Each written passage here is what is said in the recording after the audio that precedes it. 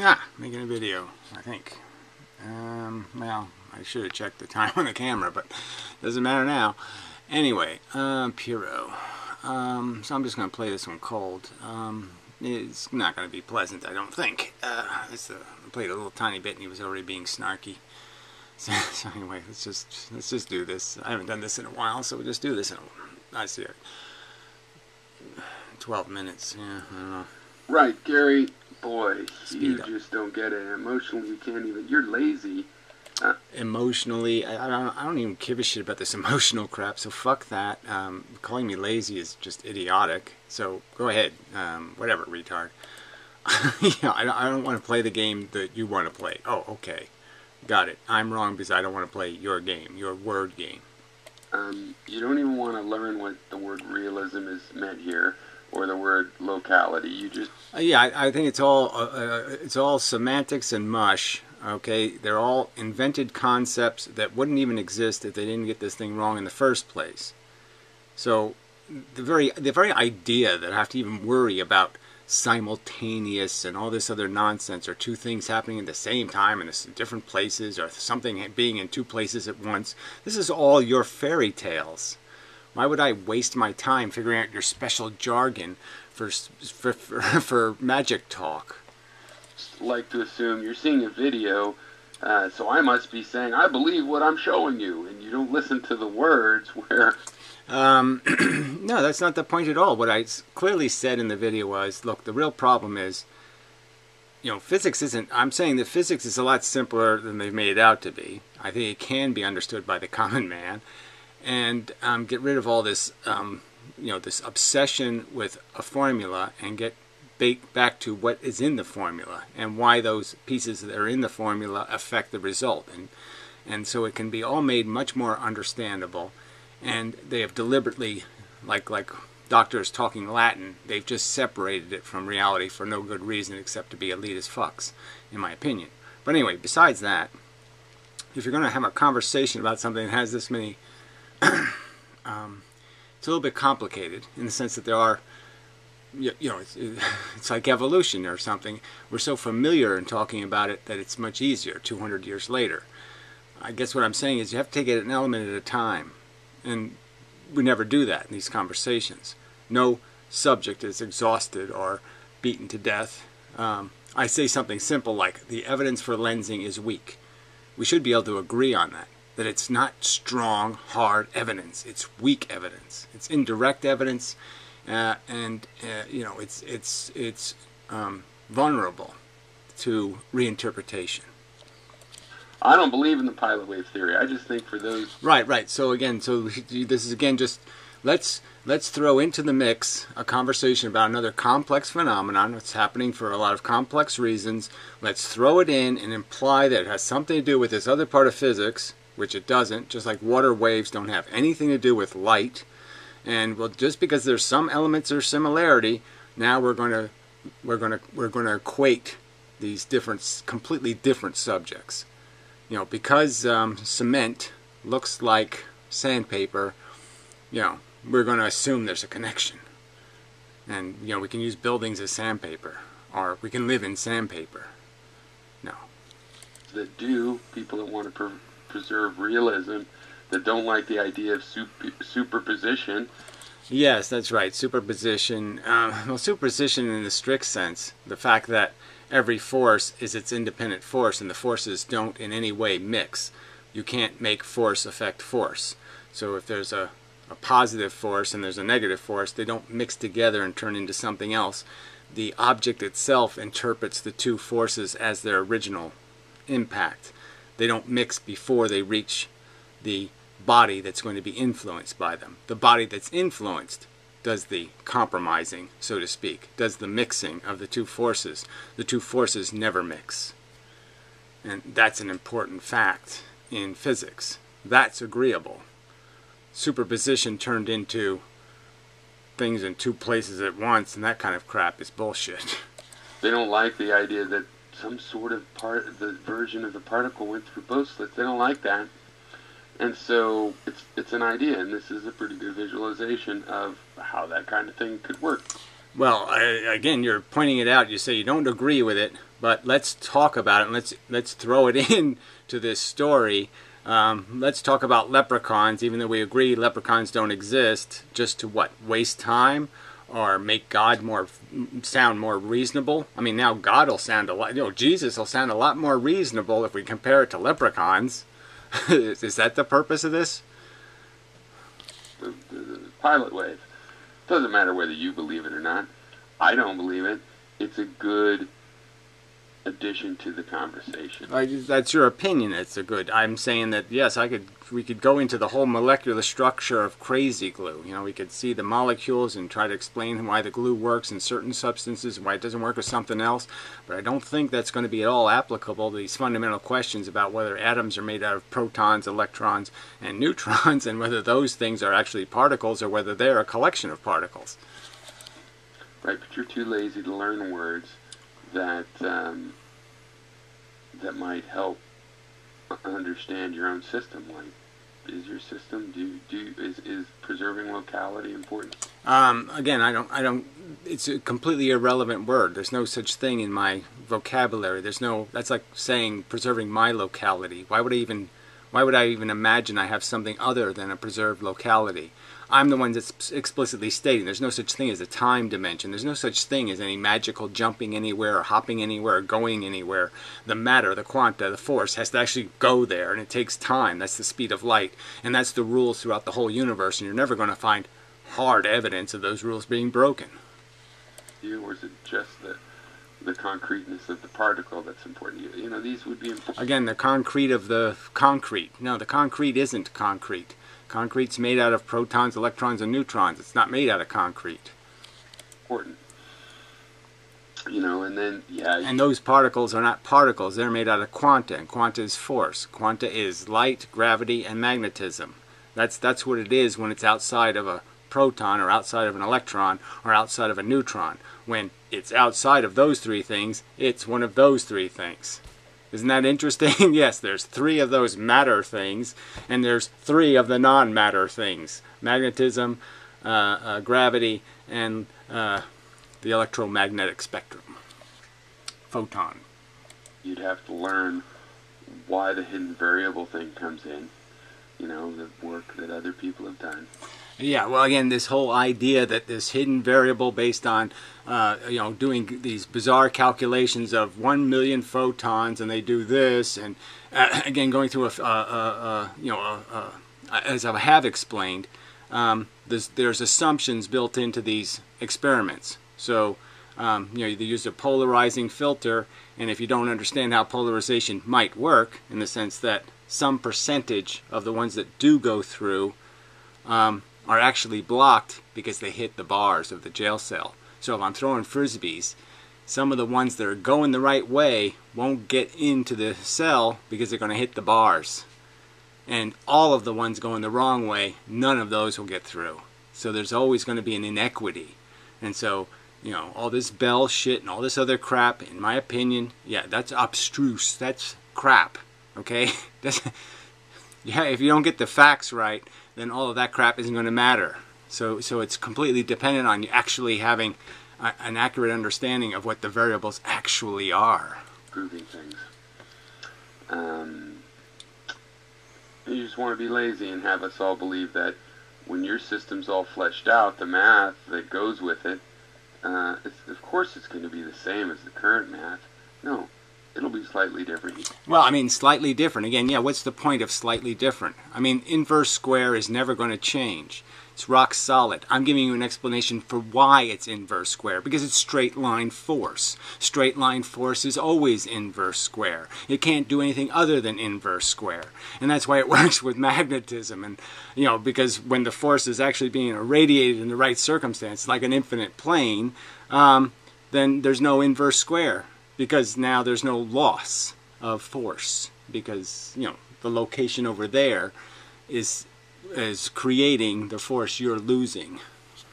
You say, well, that's how we're going to use science to find out if your theory is valid or not. At that point, of course, that point's never going to happen. You're never going to get your system already has so many contradictions. There's no way. Again, that's just your gibberish and your rhetoric. Okay, fine. And so when I prove you're wrong, will you shut up for the rest of your life because you sat there and made these pronouncements that are crap? No way. Well, I think there's a real way. And again, are you just going to shut up forever because you made these bold accusations that it can't possibly be true? That's the same. No way is the same as saying it can't possibly be true. Fuck you. You're going to be able to make consistent mathematics for it. I already have started doing a consistent mathematics for it, and since it is perfectly conservative, and so all I have to do is figure out exactly how many photons are in an electron, and once I have that number, then I have the density of the field energy, because the size of the electron is dictated by the pressure of the universe. So then I know exactly how much quanta there is in the universe. So I mean, the math is going to be really easy because I've identified the one. I have a real one instead of the fake ones you people have. I have a real one quanta. It weighs 1 quanton. Yeah. Period. And it's going to be true no matter what form it's in or where it's going. It's always going to be the same. It'll never be anything different. Ever, ever, ever, ever, ever. Completely conservative. But you'd have us believe that when you do, anyway, despite the impossibility of that. Okay, so another bold statement. It's impossible. So again, will you shut the fuck up forever when I prove you wrong? That it wasn't fucking impossible? It wasn't anywhere close to fucking impossible? Shit. That'll be just the same. But different, but better. And I'm saying that those differences is how we'll tell whether it's better or not. That'll be important. But you're too... well, whatever. It's going to be better because it's not going to be relying on... It does. Number one, it's a unification theory, so right there it wins because it's the only unification theory that's going to actually work. So, bingo, right there. That's a big one. Lazy to learn about realism or you want to have a gut reaction towards like natural philosophy. In your head it's like well, again, you want to again, I'm not going to play your game, okay? That's not. I have this idea, okay, that all I give a shit, all I call intelligence is actually getting the answer right, okay? Accurate descriptions of reality. That's all I'm after. I'm just not interested in a bunch of inaccurate descriptions of reality because they feel good or because we don't know, so we just have to accept a bunch of fudgy answers because we don't have a decisive winner. Well, then just admit you don't have a decisive winner. I'm just saying that there's things I can tell the difference between something that's 90% likely and something that's 2% likely. I think I'm talking about organic philosophy, natural dish soap. No. What it is there's a thing called philosophy from way back in the day. Yeah, I don't care about any way back in the day, okay? Again, they were dealing with universes where they thought demons existed and the hobgoblins, and they didn't know shit about shit. Why do I give a fuck about what you say, they say? I say there's one purpose here. Accurate descriptions of fucking reality. That's what science is after, and that's what philosophy is after. And I've only made the distinction is that science works with material objects and harder evidence, and philosophy has to deal with things that you'll never actually be able to put under a magnifying glass. You're only going to understand them because of footprints they leave in the emergent environment, the emergent environment. A subset of the people that were doing philosophy and contemplating all this stuff, they were into philosophizing about nature. Why did things grow? Where did the flies come from? Why does the sun rise? Now, those are obvious and relevant questions, and it's not philosophy. Again, it's always going to be something called science when you're asking questions about the physical world. That's not philosophy, then. What's going on with the stars? Why are they so regular? Everything else seems not so regular. They were natural philosophers. Well, again, this natural philosopher bullshit. No, you either get the answer right or you get the answer wrong. Period. You get the answer right because you have physical evidence, or you get the answer right because you have circumstantial evidence, but yet conclusive evidence. A subset of them became what we know of as very scientific. they adopted rules of what. All right, so again, we can't even agree on this one, okay? I say, yes, philosophy is a subset of science. The purpose of science is to accurately describe reality. Part of reality are emergent properties. That's philosophy. You can't accept that simple, I think, perfectly rational description of what the fucking two subjects are. Fine, you think science is a subcategory of philosophy. Well, I think that's just bullshit. What kinds of evidence they would accept from each other. Even though they believe different things, different dogmas, they decided on these rules of how they would accept proof of knowledge as. These rules. The rules are you have to have fucking evidence. That's always going to end up being the rule. All right, and the evidence on my side is that first, like I said, I've unified physics, and the argument's going to be made that yes, I'm providing you a physical explanation, a physical explanation for physics, not a magical unicorn explanation. From that comes an epistemology of what counts as knowledge in this little club of the natural philosophers that are using empiricism, experiments, demonstration. And right, no even point in using empiricism or any of these kind of words. There's good evidence and bad evidence, and the testing of evidence is a fundamental process. I mean, somebody says, this pen is made out of steel. Well, I can test that easily. And that's all there is. There's evidence, and you test the evidence. That's what the trial is.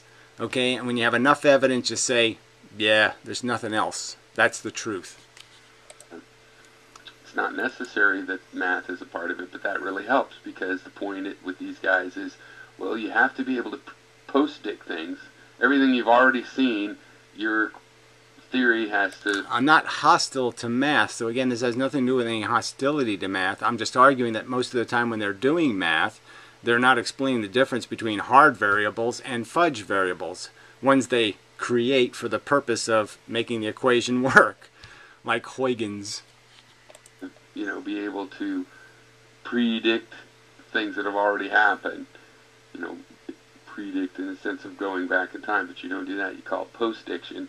And predict a new thing. The best thing is, in addition to what's already happened, it's predicting some new thing that we haven't tested before, and when we go test, it turns out to be that. Well, again, this is like having a conversation where, look, you can say you have this idea of evolution, and people can come up with all kinds of wacky ideas about how things evolve. Like yes, the giraffe is trying to make its neck longer, and so that was part of evolution. That was trying.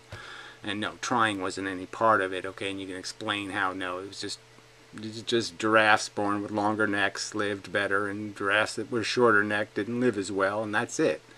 And you could go into punctuated equilibrium and why aren't there any missing links? Well, punctuated equilibrium, it's the ones that went off. The Go West young men turtles are the ones that changed, because they did a little incest and they did a little inbreeding.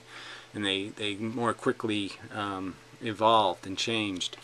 Way the math is important in that, because that's when you go, geez, yeah, there were some experiments where there was a little bit, the answer came out a little bit off of what Newton said, and Einstein fixed it, his version of the equation where he adds a term.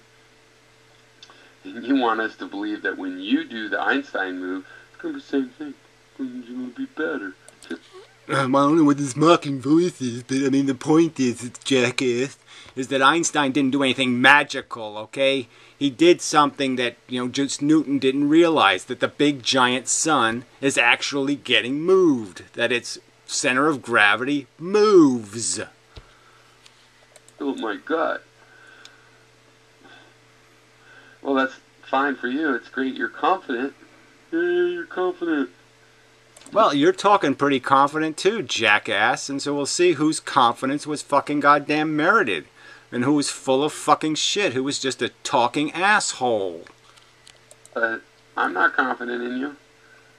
And I'm not asking you to be. What I'm asking you to do is make a rational fucking argument. You never do that. All you do is this fucking personal crap. You don't make any physical arguments. You don't never show an equation. You never show a demonstration. And the only time you ever do show any evidence, it's evidence that's complete crap. Like your stupid fucking learning paramecium stuff that's been debunked thoroughly.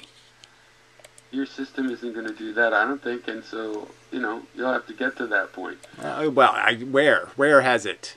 So again, another false, just completely made up bullshit. You haven't debunked a motherfucking thing. You haven't even come close, jackass. I am the one who has debunked the two-slit experiment. I've debunked every fucking time it's brought up in a video, like your Veritasium video. He brings up the two-slit experiment. Why doesn't he just bring up the single-slit experiment and show the fucking pattern? Oh, that's right, because that would be kind of inconvenient, because then all this bullshit wouldn't mean anything anymore, because it wouldn't be the two obvious slits creating the interference pattern. They'd have to explain the interference pattern without the two slits, wouldn't they? Yeah. So who's bullshit and who's not bullshit? I call bullshit on that. But you're too lazy for us to... No, you're too fucking lazy. Try to talk about something that's not even really that subtle. It should be step one. We should have been talking. You should have been listening to this. I mean, we were talking about it in the sense that I have been years ago. You haven't said anything, as I keep saying. You don't say a motherfucking thing. You paraphrase what you think reality is, and you make bold claims about what has been proven. And when somebody goes to look up what you say has been proven, there's no fucking proof. But what I want to talk about is your idea that philosophy is a part of science. Philosophy is a part of science, that's what you said. I'm always getting it wrong. I'm getting it the other way around, and you said this a couple times. So I want to focus, and that's what I want to talk about. Well, why didn't you get to that then? You're halfway through the fucking video. You've already made your counterclaim twice in this video. You've made your counterclaim that science is a subset of philosophy. So what exactly is going to be your argument for that? Oh, well, Aristotle says so. Well, who the fuck cares? Talk about it.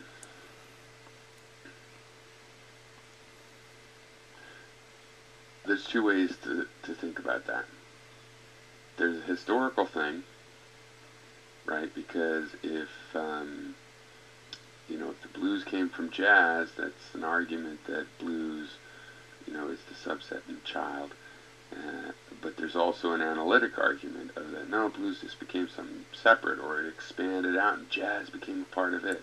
No, well, the really way to do it is which one is the bigger one, which one's the planet and which one's the moon, okay? And that's the way to look at it.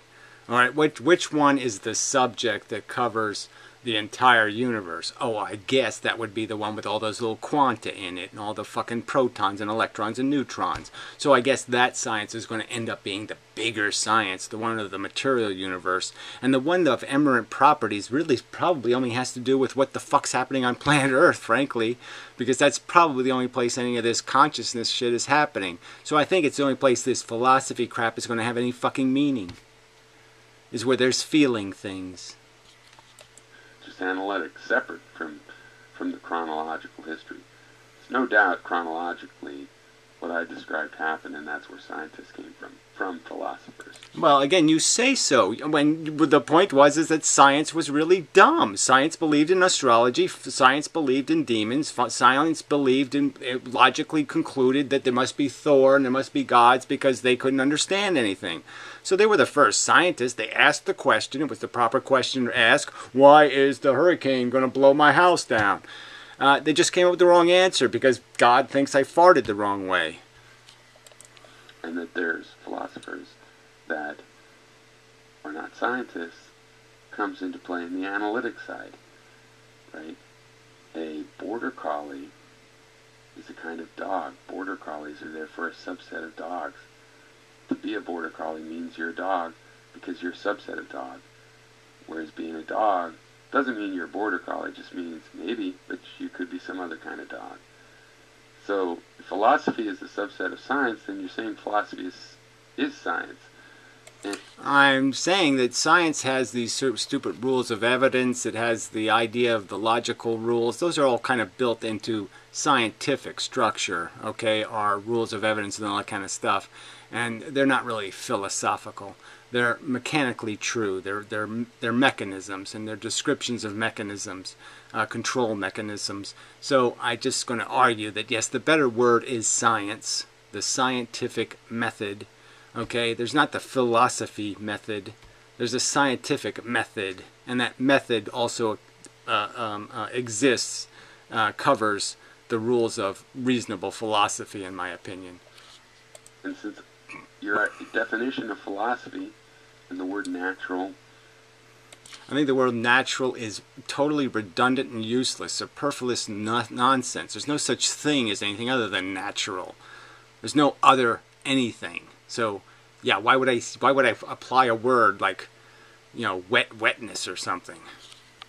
Are so bizarre and unknown and impossible to figure out, since you won't say what they mean, and they obviously don't mean what ordinary language would have them mean, and what technical and historic language would have them mean. Well, again, that's your argument. I don't think I'm saying anything all that fucking outrageous or in conflict with what most scientists have been doing for centuries. And they didn't draw these lines between science and philosophy. Most of the greatest scientists did lots of philosophizing, and they didn't sit there and say, I'm wearing a different hat now. I'm not a scientist anymore. No, they were looking for the same thing, which is attempting to describe fucking reality. Fuck, it's impossible to know what the fuck you think you're even saying. Okay? Philosophy, not a part of science, right? Now, if science is a part of philosophy, that's something we could discuss. That's rightfully controversial. Yeah, well, that's all that. Look, all that's saying is I want to put science in the realm of the religious. I want to put it in the realm of the made-up meta bullshit. So yeah, it's just an excuse to put science in a place it doesn't belong, in the place where you don't use something called evidence. All right, because yes, philosophy is going to take. Philosophy is the much harder discipline to get right because it's so easy to let it go wrong. Because the evidence is. You have to be a Columbo. I mean, you have to gather and gather and gather the evidence. It's just not. It's not going to be right there in front of you. Controversial, though, and I don't think there's a controversy. Science is a kind of philosophy, and that's why you see philosophical practices in science. It's a kind of philosophy. No, well, that's like I said, this is all your crap. Fine. I'm just saying, look, it doesn't really matter. It just points out how we just really have no reason to communicate with each other because we can't even agree on something this simple.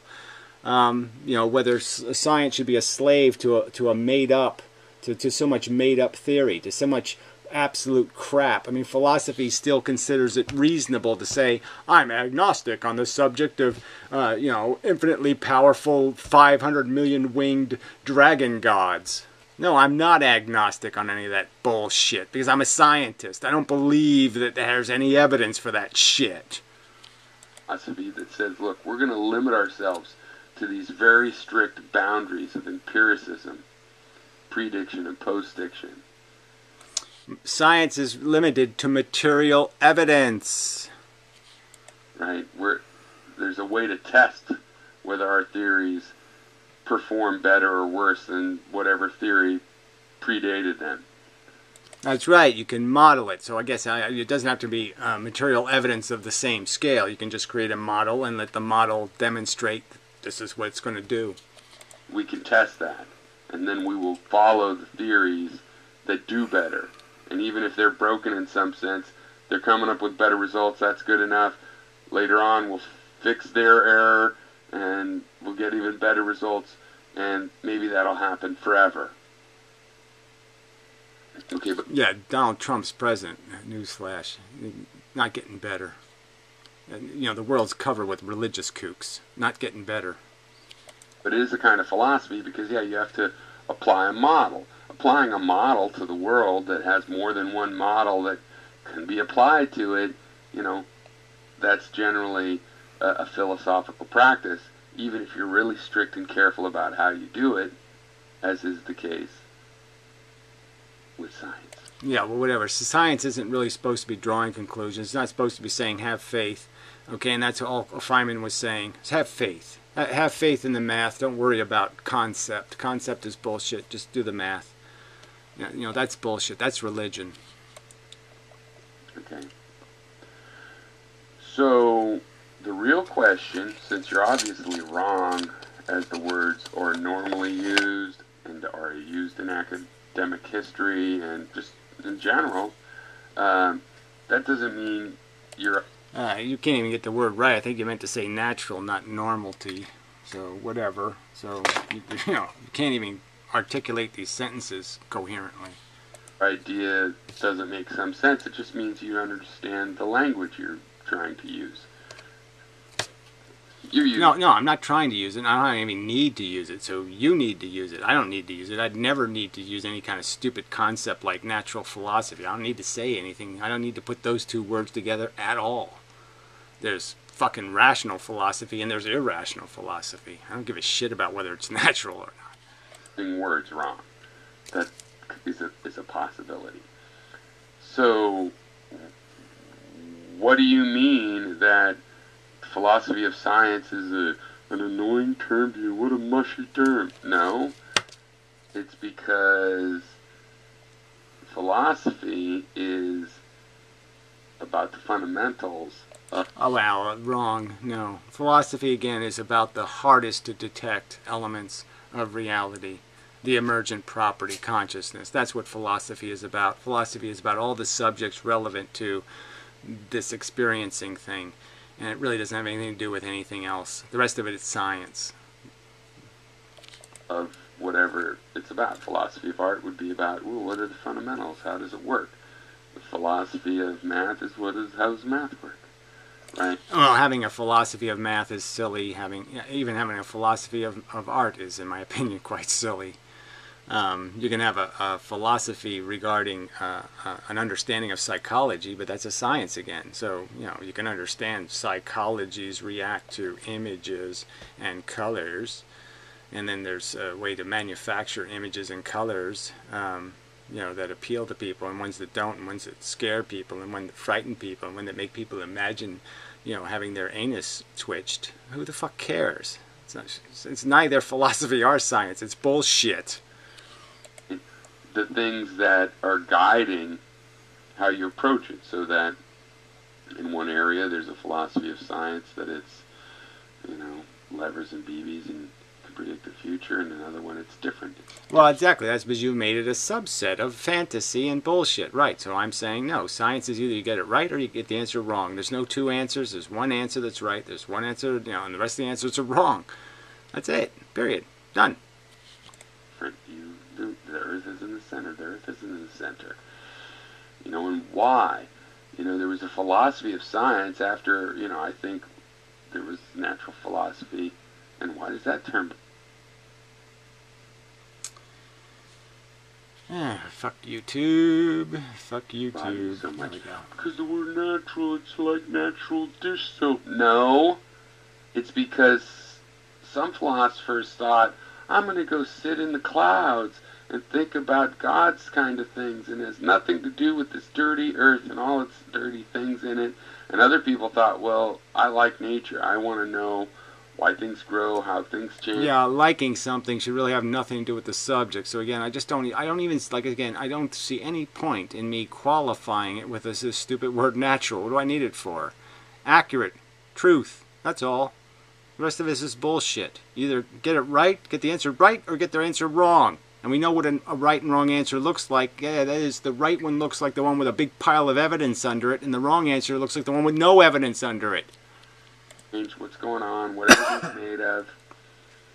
So they just happen to be called natural philosophers.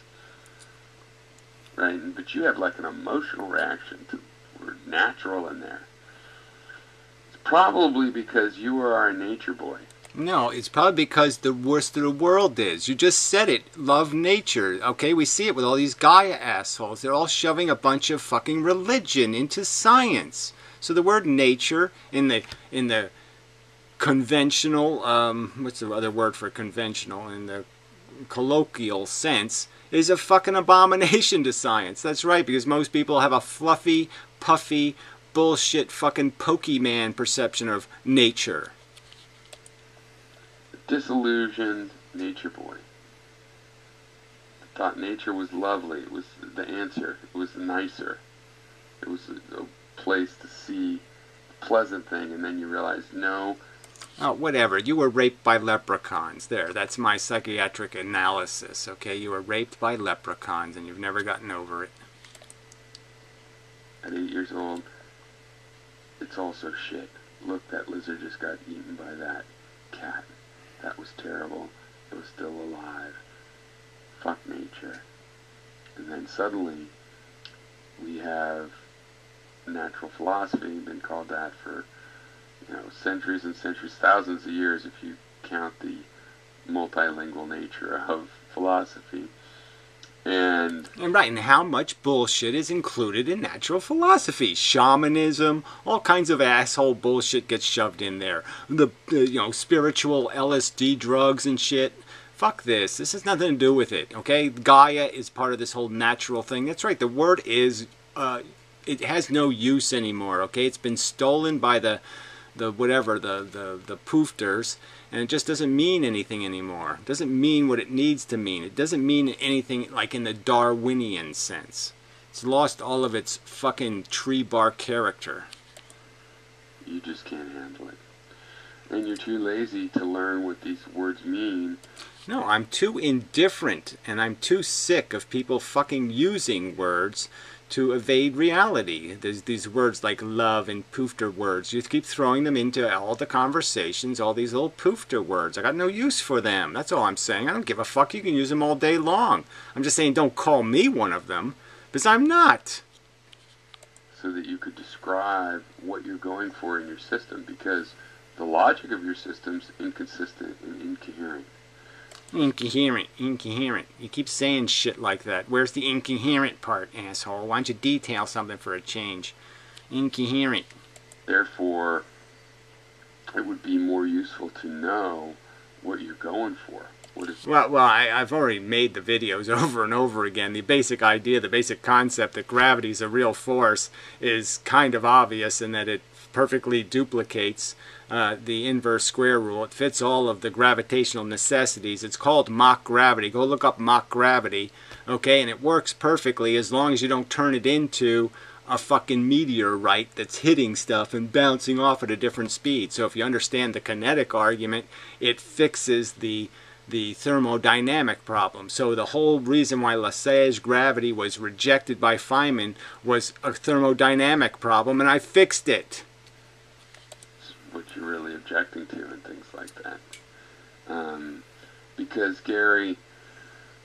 I'm objecting to obvious bullshit, okay? That there's time dimensions, that there's space dimensionalized, the warps and wormholes and all this fucking fantasy nonsense. God, this isn't gonna do it. Says the Piro. Yeah. Have a convincing gut. Go chew on a hoodie. Yeah, fuck you. Useless contribution. Bravo. Mush. Another mush contribution. Thank you. Useless. Fuck you.